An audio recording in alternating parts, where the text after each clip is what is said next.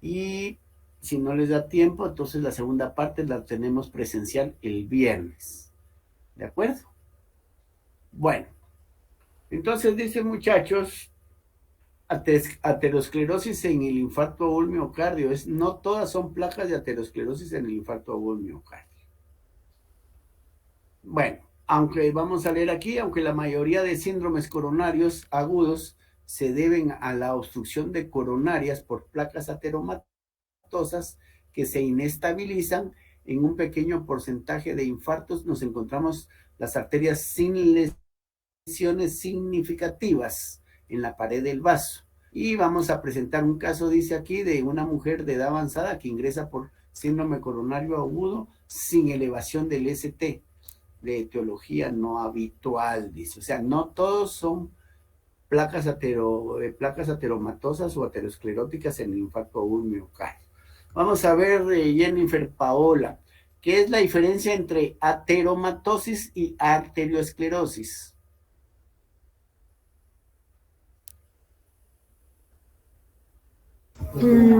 Que la artromatosis es un proceso inflamatorio. Uh -huh. O sea, eso sé, pero de la arteriosclerosis no sabría responder. Va, ya que hablaste un poquito del proceso inflamatorio, ¿has leído sobre las células espumosas? Nada. ¿No? No. ¿Fueron a leer un poquito del metabolismo de los lípidos, como les indiqué? Para que leyeran un poco de colesterol y eso. Va, entonces, si no lo leyeron, los vuelvo a invitar. ¿Lo oíste, Jennifer Paola? ¿Alguien que haya oído hablar de células espumosas? Julio, abran sus cámaras, muchachos, por favor.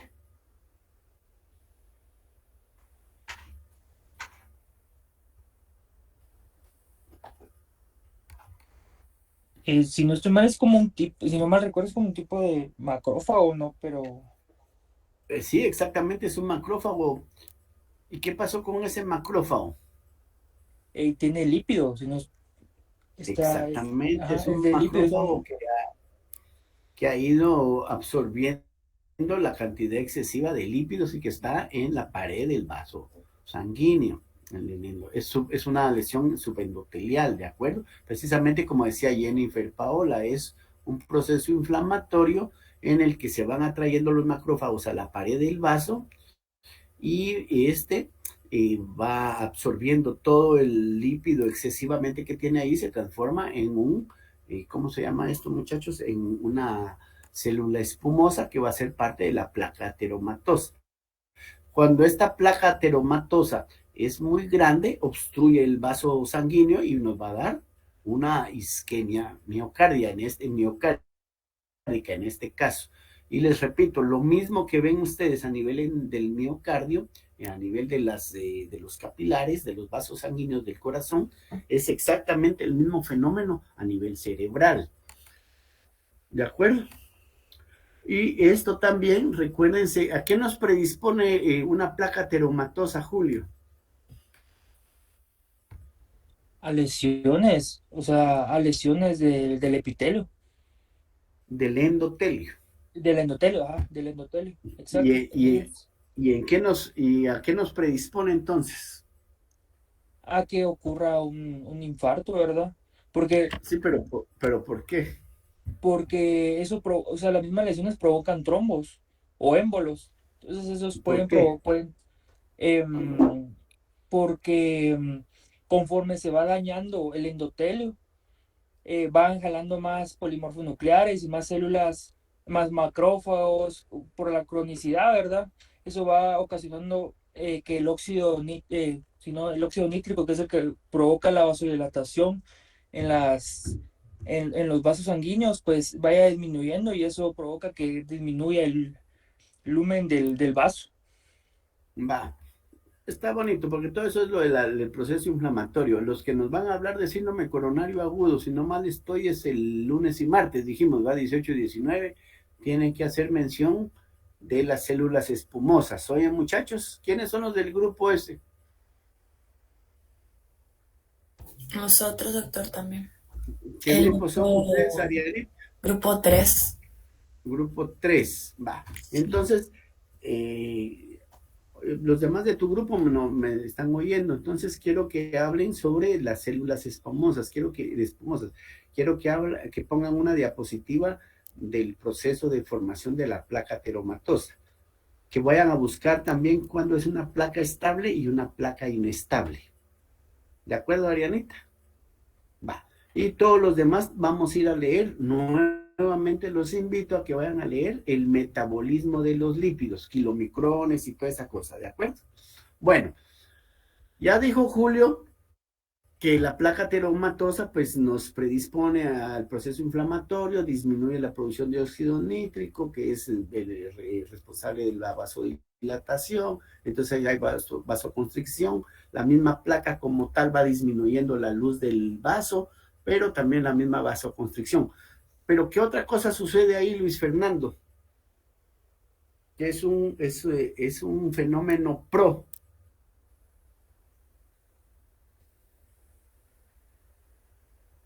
Que tiene que ver con las plaquetas. ¿Cómo dijo la pregunta? Yo creo que mucho se le logra escuchar, disculpe. ¿Y ahora me escuchan? Sí, ahora sí, lo que pasa es que como que no tuviera buenas La pregunta es, este es un proceso inflamatorio, la formación de la placa teromatosa. Y los procesos inflamatorios, bueno, hay moléculas proinflamatorias y moléculas antiinflamatorias, pero también sucede otro fenómeno que incluye las plaquetas. ¿A qué fenómeno se refiere eso, Luis Fernando?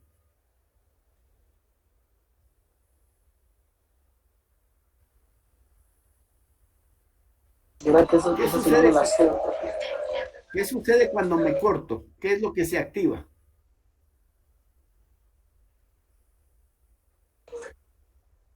Exacto, cuando me corto primero hay una vasoconstricción, se activa el proceso de la cascada de la coagulación. ¿Han oído hablar ustedes de la cascada de la coagulación? ¿La han leído alguna vez? Sí, la tuvieron que haber leído en segundo y tercer año de medicina. ¿O no la han leído nunca? Luis Fernando, vi que hiciste no. No he... Vale. Entonces, los invito que vayan a leer la cascada de la coagulación, los que no la han leído. Y los que ya la leyeron, vayan a repasarla.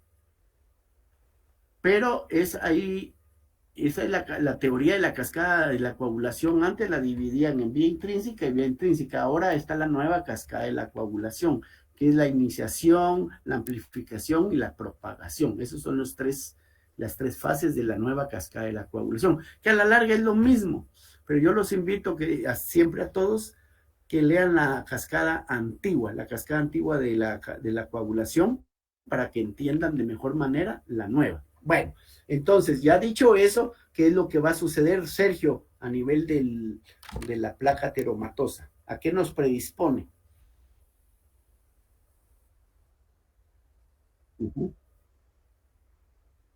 Perfecto.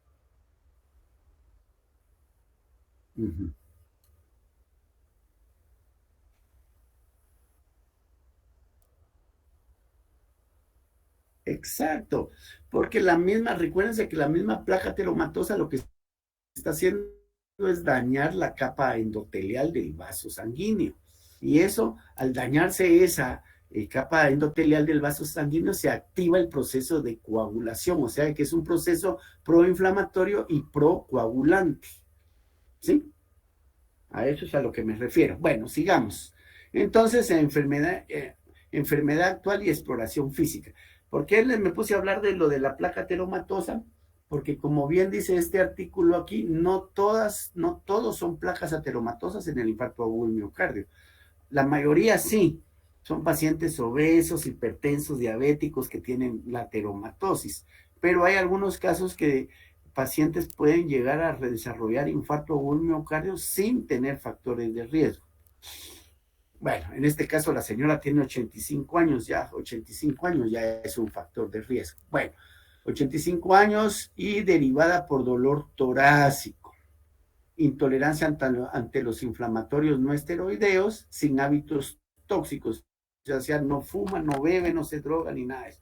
Y tiene como antecedentes hipertensión arterial nada más, y no tiene diabetes mellitus ni dislipidemia. Valorada en cardiología en 2013 por palpitaciones con Holter normal e hipertrofia concéntrica leve en el ecocardiograma. Vamos a ver, Ariana, cuando hablamos de hipertrofia, ¿a qué nos referimos? En hipertrofia en el miocardio hablamos de cuando el músculo pierde su funcionalidad y en este caso se daña. Cuando hablamos de hipertrofia en el miocardio o de hipertrofia en un ventrículo, se ensancha o agranda de la pared y se mantiene la funcionalidad, pero se aumenta la presión o se tiene hipertensión por lo mismo, porque hay hipertrofia, hay exceso de funcionalidad, porque se está forzando al corazón a trabajar. Entonces se daña la funcionalidad o la anatomía normal de ese órgano. Lindenberg, ¿qué opinas vos a lo que se refiere hipertrofia? Pues yo lo entiendo que es un crecimiento que no es normal, ¿Crecimiento pero de sea qué? en órganos o en músculos. ¿Y en base a qué? Cuando hacemos ejercicio, ¿qué es de hipertrofia? El músculo. ¿Y en el corazón? Bien lo dijo Ariana al principio. Lo que pasa es que te me perdiste, Arianita. Te me fuiste por otro lado. Ibas bien. Hipertrofia no es más que el aumento del tamaño de las fibras musculares, en este caso del miocardio, ¿de acuerdo? Y por eso dice hipertrofia concéntrica leve en el ecocardiograma. Eso quiere decir que el músculo se ha ido engrosando concéntricamente. No solo de un lado, sino que prácticamente de toda la pared. ¿Y cuál es el factor de riesgo que nos lleva a eso, Luis Fernando? Que haya hipertrofia del miocardio. ¿Qué factor de riesgo tiene esta señora ahí?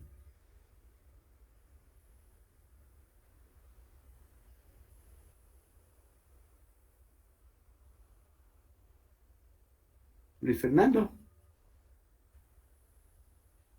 Sí, doctor, disculpe, solo que no le logré escuchar.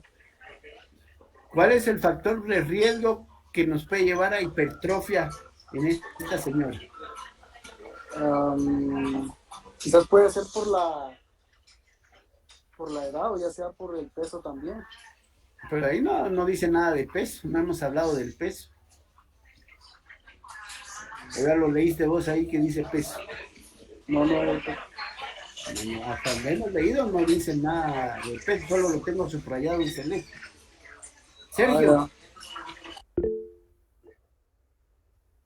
John, ¿qué ibas a decir, John? Lo que sucede es una insuficiencia cardíaca o una arritmia. Bueno, te voy a decir algo. La insuficiencia cardíaca es secundario A. ¿Verdad? No como tal la insuficiencia nos va a llevar a hipertrofia, sino que es al revés. Y la arritmia es secundario, puede ser secundario a la hipertrofia también, que se formen focos ectópicos y todo eso. Entonces, no, es por lo que dijo Sergio, el principal factor que tiene la señora a que tenga hipertrofia concéntrica o hipertrofia del miocardio es la hipertensión arterial. ¿Por qué, Sergio?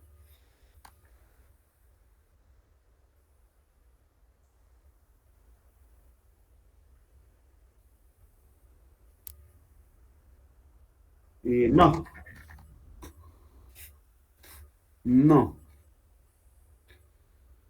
¿Qué necesitas para que los músculos te crezcan? ¿Hacer qué? Ejercicio. Y si le pongo más peso a la pesa, en las ruedas aquellas, exacto, se va a hipertrofiar porque le puse más peso, le puse más presión. Y lo que sucede en la hipertensión arterial es que el corazón debe de realizar, el músculo debe realizar más fuerza para vencer la presión de las arterias, para sacar la sangre. ¿Sí? Recuérdense lo que hablaron ayer de la insuficiencia cardíaca, de los factores humorales y todo eso. Recuérdense que está el sistema nervioso simpático que aumenta el tono de los vasos. El tono de los vasos se vuelve más tenso y el corazón debe de esforzarse para vencer esa presión y que la sangre salga. Eso es lo que se llama la postcarga, o sea, el obstáculo para que la sangre salga, ¿de acuerdo? Del corazón. Bueno, sigamos. Otros antecedentes: polimialgia reumática, espondilosis lumbar, degeneración macular, eso es a nivel del ojo, síndrome ansioso depresivo y insuficiencia venosa crónica. Que para fines prácticos nada de esto influye tanto como la depresión en el proceso de hipertensión arterial y el desarrollo de la insuficiencia del infarto del miocardio. Eso sí está demostrado. Pacientes con depresión pueden desarrollar o manifestarse como primeramente un infarto agudo miocardio. Intervenciones quirúrgicas, prótesis total de cadera en el 2011 tras trauma y miomectomía uterina. Tratamiento actual: bisoprolol 2.5 miligramos cada 24 horas, valsartán, hidroclorotiazida 80 y 12.5 miligramos cada 24 horas, esomeprazol y venlafaxina 150 miligramos cada hora. Bueno, ¿qué es el bisoprolol? Es un beta bloqueador. Un beta bloqueador, ¿seguro? Sí, yo sé que es un beta bloqueador, doctor. ¿Quién dijo por ahí? Que, lo del beta bloqueador yo lo dije, doctor. Solo ponerle apellido nada más, Julio. Es un beta bloqueador. Pero creo que es cardioselectivo, ¿no? ¿Qué manda? No sé si estoy equivocado, pero no sé si es cardioselectivo. Exacto, es un beta bloqueador tipo 1 selectivo. Y es para disminuir no solo la presión arterial, sino el trabajo del miocardio, ¿de acuerdo? Bueno, ¿y el valsartán qué es, Carlita, con K?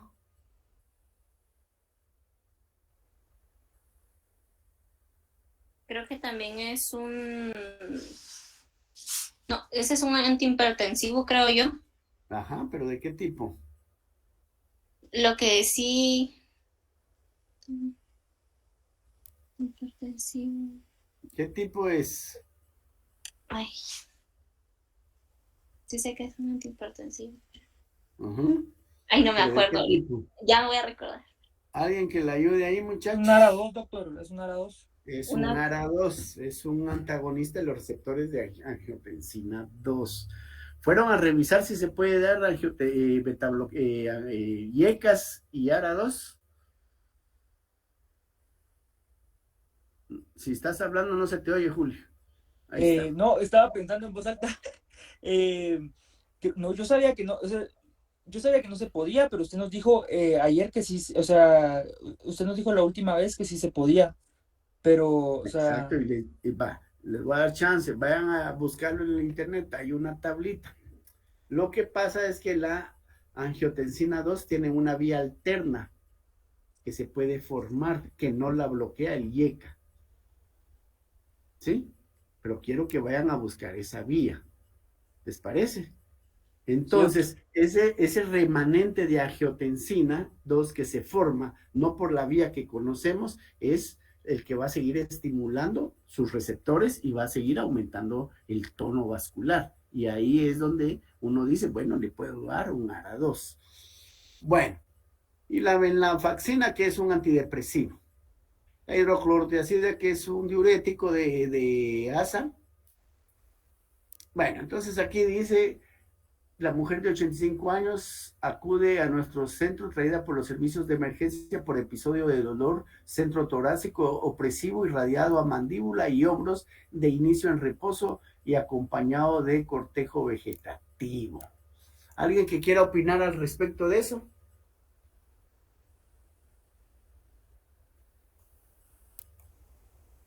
Bueno, ahí se lo subrayé en amarillo. Sí, Carla, con K. Bueno, ahorita No solo sé estás si, tú.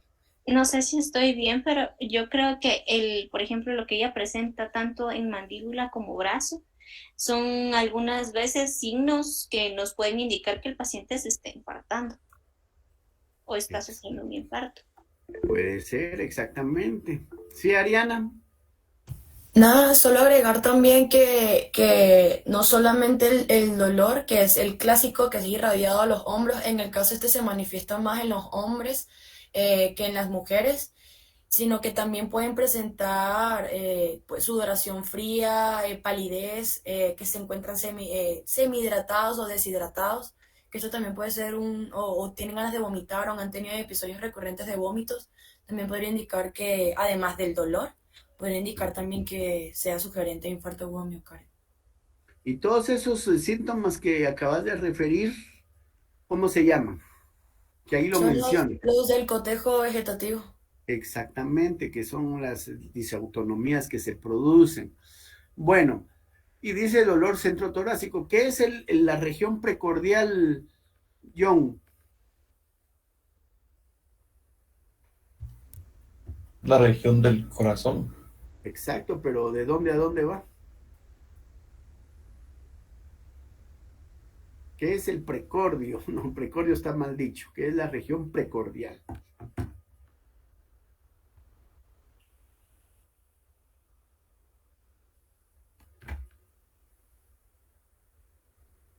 Es como la cara anterior del corazón. La cara anterior de te voy a... Lástima que no estoy ahí cerca, te jalaría las orejas.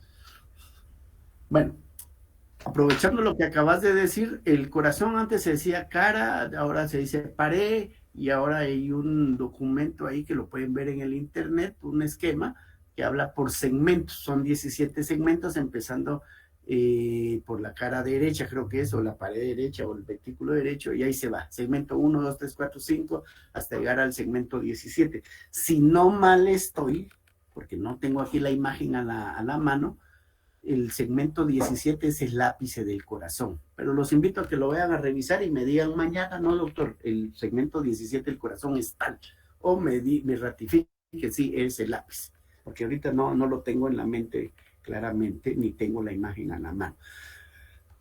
La región precordial prácticamente abarca el área que nos va a delimitar los focos cardíacos. Lindenberg, ¿cuántos focos cardíacos tenemos?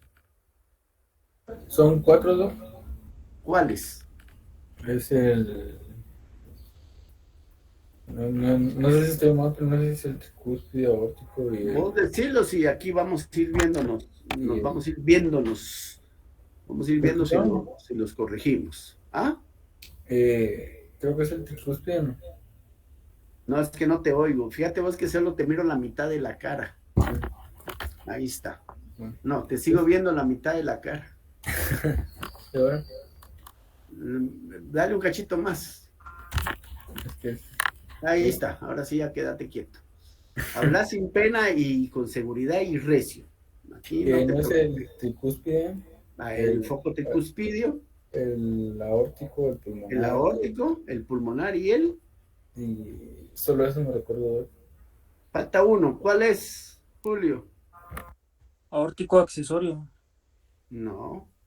Vamos al El tricuspidio. mitral. ¿De dónde sacaste el aórtico accesorio? ¿Dónde Yo lo me, leíste? yo me recuerdo que son 5. Vamos a ver, mitral, tricuspidio, pulmonar, aórtico y también hay un accesorio, ¿no? Me recuerdo Pues yo. hasta donde yo me recuerdo, ¿no? ¿Alguien más ha leído algo sobre un aórtico accesorio? María Stephanie Ponciano. Levantaste. Doctor, de hecho, yo sí me recuerdo que hay un accesorio, pero no es que sea aórtico accesorio, sino que son diferentes focos. Está el pulmonar, el aórtico, el accesorio, el tricuspidio y por último el mitral. Ese accesorio sí me la pusieron muy difícil porque es primera vez que lo oigo en mi vida. Nosotros así nos lo enseñaron, que estaba en el tercer espacio intercostal línea paraesternal izquierda. Paraesternal izquierdo. Vale, lo voy a revisar porque les soy sincero, primera vez que lo oigo en mi vida. Pero bueno, nos vamos a tener a que son 4 focos. ¿De acuerdo? Sí, Carlita. Doctor, a mí lo que No me se te ayudó, oye. Ahora sí, Sí, ahora sí. de que por ejemplo, a mí lo que me ayudó a aprenderme esos focos era que con mi manita las coloco en esta posición Ajá. y aquí va el aórtico, el pulmonar, el accesorio que es el que nosotros le decimos, que así nos lo enseñaron, el tricuspidio y el mitral. Va en esta posición, Carlos. Bueno, va, pero lo vamos a hacer un poquito más anatómico. No, más no, lo vamos a hacer desde el punto de vista de la anatomía, solo con los 4 focos que ustedes y yo conocemos. Yo voy a revisar de ese foco accesorio que ustedes me están hablando. El foco aórtico, ¿a qué nivel lo ausculto, Ariana? El aórtico se encuentra en el tercer espacio intercostal derecho. ¿Segura? Sí, el aórtico. Esteban, ¿qué decís vos? ¿Estás de acuerdo? ¿El tercero o el segundo? Yo creo que segundo, espacio intercostal. ¿Quién habló por ahí, muchachos? Es que no los logro ver a todos. Esteban, doctor. Esteban. Bueno, el aórtico es en el segundo espacio intercostal. ¿A qué nivel?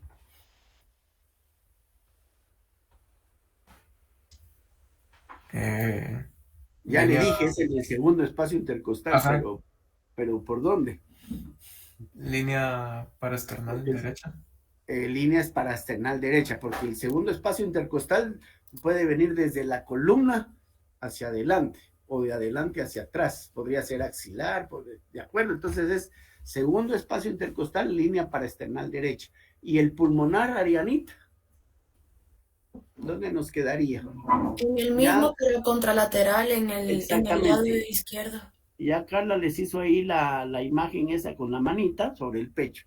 ¿Y el tricuspidio a qué nivel? ¿El mitral a qué nivel, María Stephanie Ponciano? El mitral está en el quinto espacio intercostal, línea medio clavicular izquierda. Exactamente, que corresponde prácticamente al punto de impulsión máxima del corazón, el PIN. ¿Y el tricuspidio? Ese está en el cuarto espacio intercostal, línea parasternal izquierda, aunque algunos lo llegan a auscultar por el apéndice chifoides. Muy bien, exactamente, en el apéndice chifoide. Si yo hago una línea imaginaria y uno todos esos 4 puntos, ese es el área pericordial. ¿De acuerdo? Bueno, sigamos entonces, muchachos. Vamos a ver dónde nos quedamos. Vamos a ver, durante el traslado de urgencia se administra nitroglicerina sublingual con mejoría quedando posteriormente asintomática. La clínica estuvo presente durante aproximadamente 45 minutos. Diagnóstico diferencial de dolor precordial. No hablo de dolor torácico, de dolor precordial. Lindenberg. Sí, Permitime, Sergio, ahorita te doy la palabra. Lindenberg. Diagnósticos diferenciales de dolor precordial. Va, infarto agudo miocardio es uno. La otra puede ser un angor pectoris, que no llega a infarto. Y aparte de eso, ¿qué otras cosas puede darnos dolor precordial? una angina de pecho. Eso ya te lo dije, angor pectoris. Eh, Que puede ser estable e inestable, ¿verdad? La angina de pecho. no recuerdo. Solo ¿Alguien que lo ayude ahí? John, te miro mero pensativo. Ah, perdón, Sergio, vos levantaste la mano.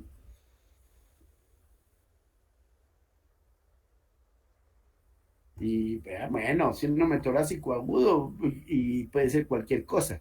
¿Como cuál, por ejemplo?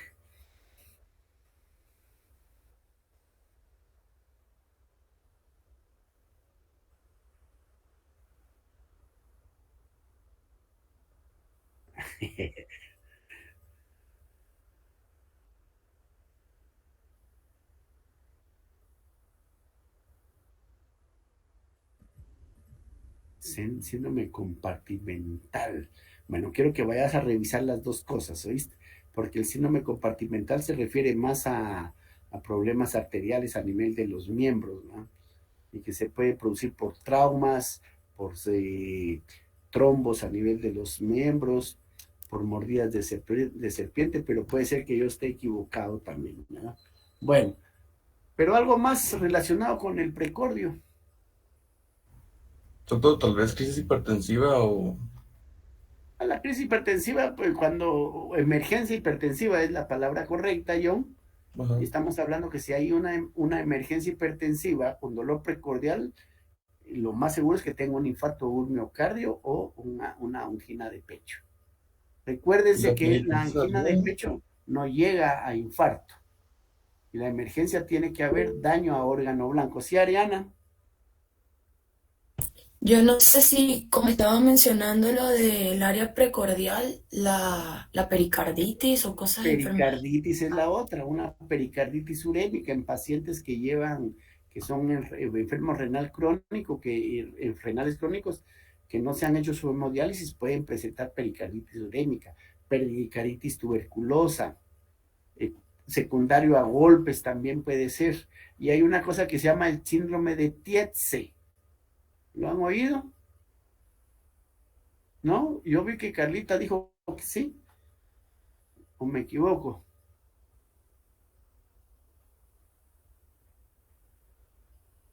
No se te oye, Carlita. Tenés apagado el micrófono. Sí, me acuerdo que lo he escuchado y que lo he... Sí sé que lo sé, pero ahorita no se recuerda. María Estefan. No era lo de la No, costocondritis. taxocuno. ¿Ah? Sí, ¿es eso, ¿Quién no? habló ahí? Yo, habló doctora ahí? Stephanie, ¿Qué dijiste? que si no era lo de la costocondritis. Va, miren, pues es que el problema es que si me hablan al mismo tiempo no distingo quién es quién, ¿verdad? ¿Quién me está hablando? Es la osteocondritis, o sea, la inflamación de la unión osteocondrial. Pacientes que han jugado pelota, les meten un pelotazo en el pecho y les da osteocondritis, se inflama. Y a veces la gente se asusta, y principalmente si se han metido a leer. ¿Sí, Carla? Por ejemplo, a mí me pasó de que yo padecí exactamente eso, una osteocondritis, y me dolía mucho al respirar, hacer cualquier esfuerzo, da demasiado dolor. Incluso me hicieron un ultrasonido torácico para ver si había algo y dijeron que no, que era exactamente la inflamación. Y esto lo que tiene es de que puede empezar, se quita y de ahí vuelve al tiempo, puede volver a dar. Claro. El síndrome de Tietze, ya lo dijeron ahí, es osteocondritis, puede ser secundaria a traumas, puede ser secundaria a mucho estrés o levantar cosas pesadas. Bueno, y no hay que olvidar que pueda tener también neumonía y que eso les va a producir un dolor lancinante. La otra, que pueda tener una mediastinitis por infiltraciones tumorales, etcétera, etcétera, y eso nos puede dar dolor precordial. No solo hay que pensar en el miocardio, siempre hay que ver todo el contexto, hacer la historia, interrogar bien al paciente, ¿de acuerdo? Bueno, ¿qué otra cosa les iba a decir, muchachos? Bueno, no me recuerdo ahorita. Bueno, dice exploración física, presión arterial 131/72, frecuencia cardíaca 74, una saturación de oxígeno basal al 100%, no tenía fiebre, estaba orientada, colaboradora, euneica en reposo, buen estado general, normohidratada y normocoloreada. Está mal. Qué feo ese nombre, va normocoloreada, como que la hubieran pintado. Pero bueno, recuérdense que esto es de otras altitudes. Carótida rítmica sin soplos, no ingurgitación yugular, auscultación cardíaca estaba rítmica, sin soplos audibles, y auscultación pulmonar con murmullo vesicular conservado, no había nada sobreañadido, abdomen blando depresible, no doloroso, a la palpación no habían masas ni espleno, ni hepatoesplenomegalia, ni ninguna otra megalia. Miembros inferiores no había edema, no había signos de flebitis, pulso radial, femoral y tibial anterior conservados y simétricos. Prácticamente un examen físico normal. Pruebas complementarias, 11.9 gramos de hemoglobina, plaquetas normales. Vamos a ver si miramos algo alterado. Una pregunta, ¿puede haber leucocitosis sí o no en un paciente con infarto agudo del miocardio? Alguien que se tire al agua ahí.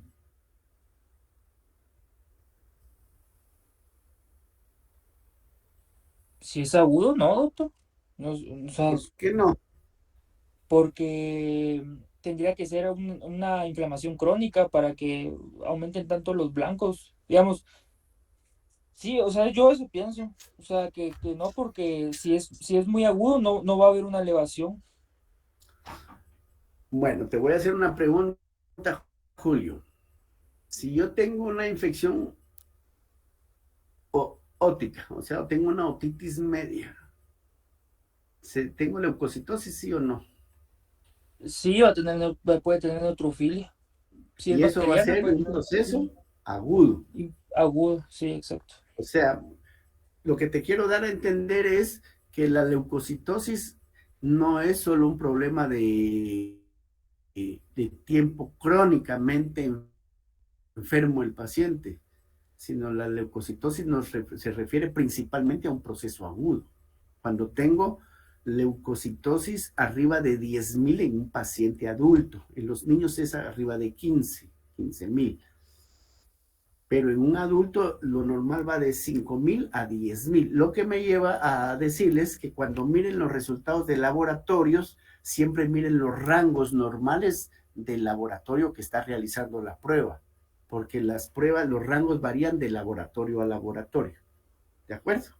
Bueno, si yo tengo leucocitosis, puede ser por inflamación o por infección. La pregunta, Julio, directamente a vos es, ¿puede haber inflamación sin infección? ¿Sí o no? Inflamación sin infección. Eh, sí, sí, o sea, sí Sí, puede haber inflamación. exactamente. Sí, sí puede haber inflamación sin infección. Y puede haber infección sin inflamación.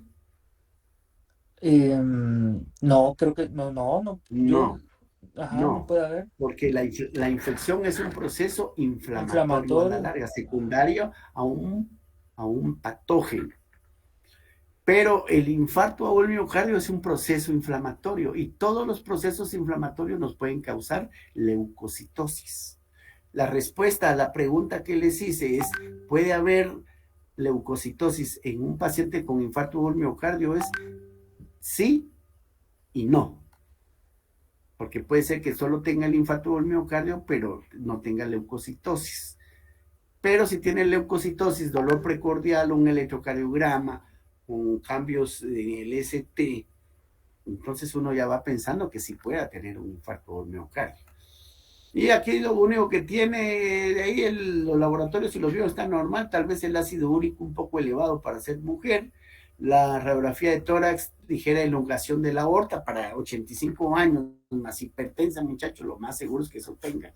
Pinzamiento del seno costofrénico derecho, líquido de cisura mayor derecha, silueta cardiovascular poco valorable por técnica. Realmente esto de los hallazgos radiológicos son muy inespecíficos, no dice mayor cosa. Electrocardiograma ingreso, ritmo sinusal, 70 latidos por minuto, PR normal, QRS estrecho, rectificación del segmento ST en cara lateral.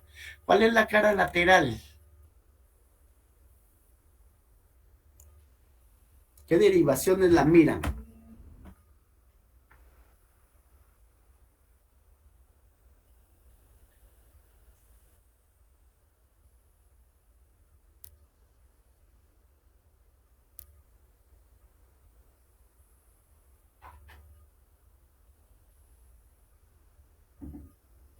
Pues sí, muchachos. ¿Qué derivaciones miran la cara lateral? Va. Les va a quedar de tarea para que lo busquen. Exacto, la B5 y B6. La cara lateral B5 y B6. Y ABL y D1 nos miran cara, la D1 también mira cara lateral. ABL es cara lateral alta. Y en pared inferior es ABF, es 2, 3 y ABF. En cara septal es B1 y B2 y cara anterior es B3 y B4. Pero les repito, ahora son un poco más específicos y los dividen en segmentos. Pero para fines prácticos, eso se hace con ecocardiografía y un cateterismo también. Bueno, pero también lo podemos ver en un electrocardiograma de 12 derivaciones, pero para fines prácticos son esas 12 derivaciones. Y ya estando en unidad coronaria, sigue con 75 latidos por minuto, un PR normal, y tiene una lesión subepicárdica con T negativa lateral. ¿Se recuerdan de lo que hablamos la vez pasada? Las ondas Q nos habla de necrosis, las ondas T nos habla de isquemia, y la elevación y la lesión en el segmento las anormalidades del segmento ST nos habla de lesión. Isquemia, que hay disminución del riego sanguíneo. Lesión, que ya hay ciertos cambios a nivel molecular, pero que no llegan a necrosis. Y la necrosis es la onda Q, que ya se distorsionó toda la estructura molecular del miocardio en este caso. Y lo que tiene es una lesión subepicárdica con T negativa, que es lo que nos va a ver. Con este electrocardiograma, nosotros podemos hablar de síndrome coronario agudo con o sin lesión de elevación del segmento ST. Muchachos.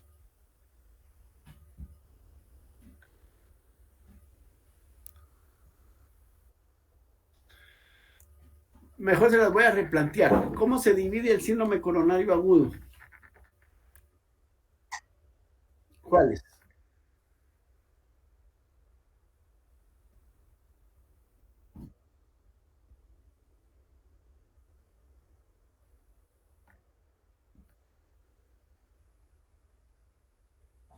Bueno, pero yo te voy a decir,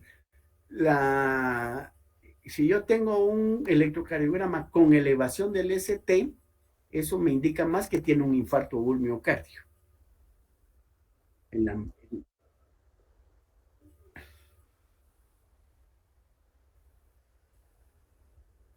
¿Por qué derecho? ¿Cómo sabes que es derecho?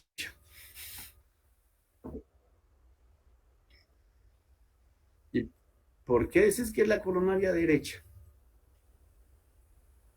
Que no hemos dicho en qué...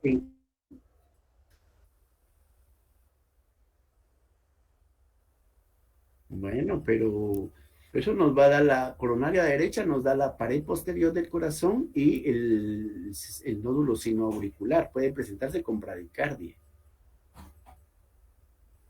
Y si yo te dijera que lo que tiene es una obstrucción de la coronaria descendente, de la descendente anterior, perdón, ¿de qué coronaria estamos hablando?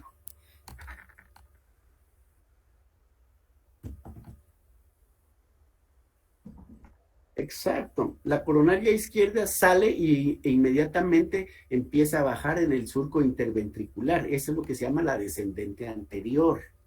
Y a unos pocos milímetros de su salida nos da la circunfleja izquierda, que es la parte posterior del ventrículo izquierdo.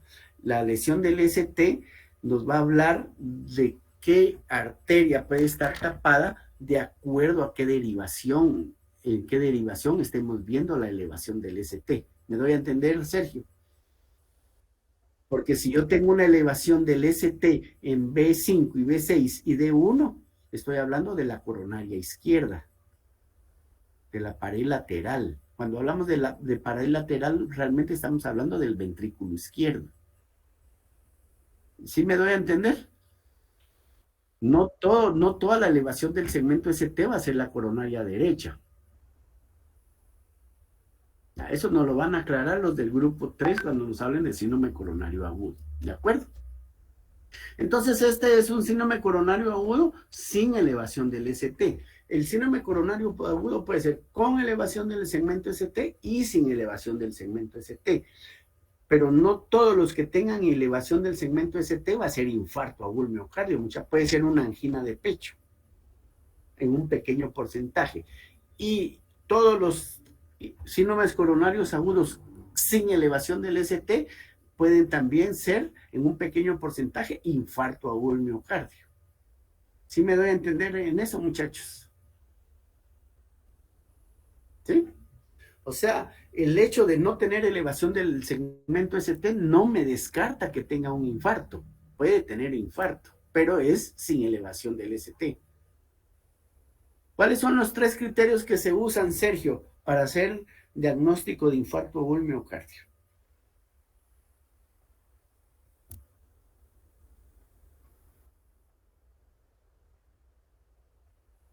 El TIMI risk, pero eso es para ver el riesgo de padecer de infarto, de ser afectado por un infarto del miocardio. No, los criterios que tenés ahí a la mano, lo primero que tenés en la clínica, en la emergencia. ¿Cuáles son los 3 criterios que tenés? No, la edad es un factor de riesgo. No, no, espérate, es que tal vez no me estoy dando a entender. Permíteme, Arianita, ahorita te doy la palabra. Te voy a repetir la pregunta. Tengo 3 criterios. Quítate de la cabeza los factores de riesgo. 3 criterios para hacer el diagnóstico de infarto agudo del miocardio, que los puedes hacer ahí en la clínica. En la clínica, de hecho, son 2, y de ahí te tardás con el tercero un poco más. Pensalo, y mientras lo pensás le voy a dar la palabra a Ariana. Lo que estaba diciendo Sergio, las enzimas cardíacas Las y, enzimas cardíacas, y no sé si el EKG o, electrocardiograma es el segundo, y nos y falta uno. ¿Cuál es el otro, Sergio? Que lo podés ver ahí en la emergencia. El síncope es una manifestación que puede ser, que se puede presentar en un paciente que tenga un infarto agudo del miocardio. ¿Qué es el síncope, Sergio?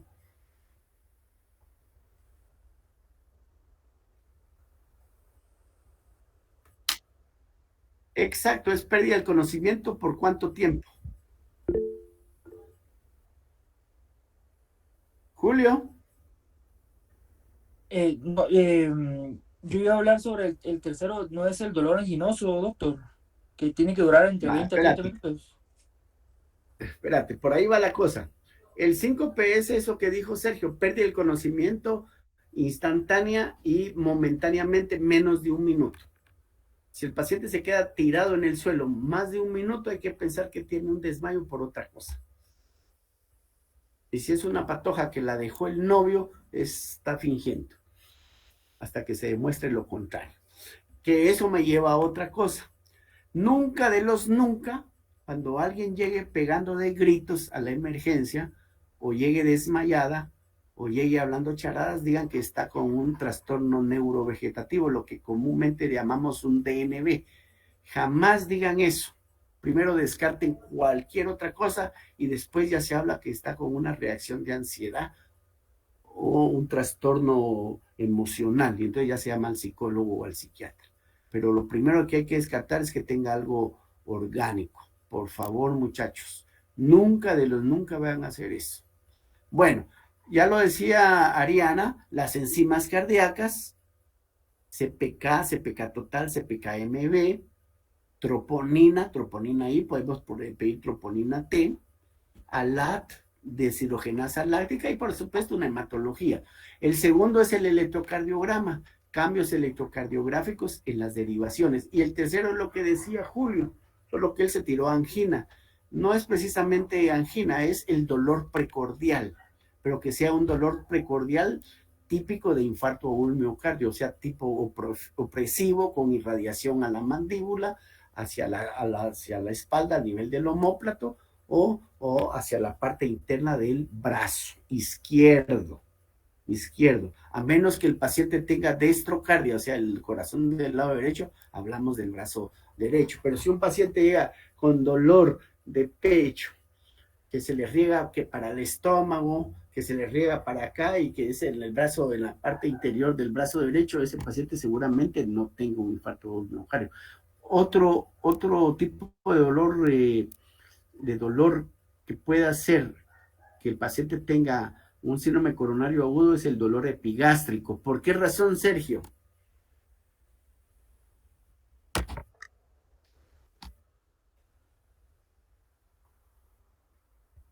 Ese es un diagnóstico diferencial también de dolor precordial, muchachos, reflujo gastroesofágico, pero este paciente sí tiene clínica clásica de dolor precordial de síndrome coronario agudo y puede tener dolor en el epigastrio porque tiene un infarto o un miocardio en la pared inferior. Y eso va a estar irritando el diafragma y eso nos puede producir dolor epigástrico, ¿de acuerdo? O sea, los 3 criterios hacia la mano, el electrocardiograma, primero la historia clínica típica de dolor precordial. Segundo, un electrocardiograma con hallazgos de elevación del segmento ST o algunos otros cambios. Y tercero, las enzimas cardíacas. Hablábamos en la visita con Ariana y en el servicio en el que estamos, la troponina I, hay una troponina I que es específica del miocardio. ¿En qué otra parte hay troponina Lindenberg? Troponina I. ¿En qué otro músculo que no sea el miocardio?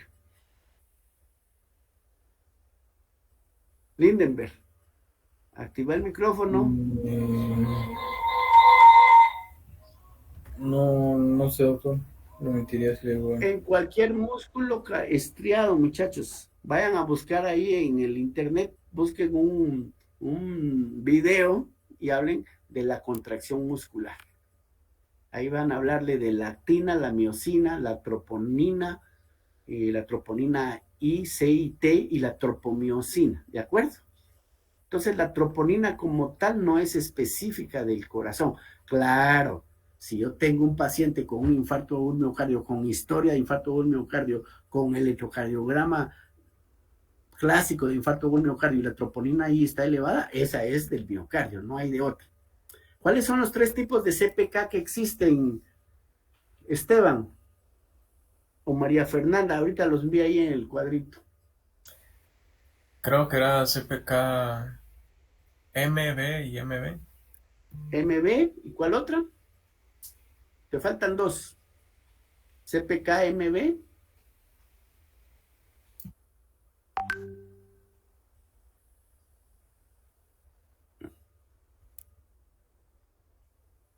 La MM y la BB. Ajá. Hasta ahorita La no recuerdo. MM y la MB. La CPK MB es del corazón, la MM es del músculo y la BB es del corazón, del cerebro, la BB. ¿De acuerdo? Bueno, vamos a concluir, muchachos. La paciente tenía una cardiopatía isquémica, infarto o un miocardio no Q con KILIP 1. Afortunadamente no tenía un edema pulmonar severo.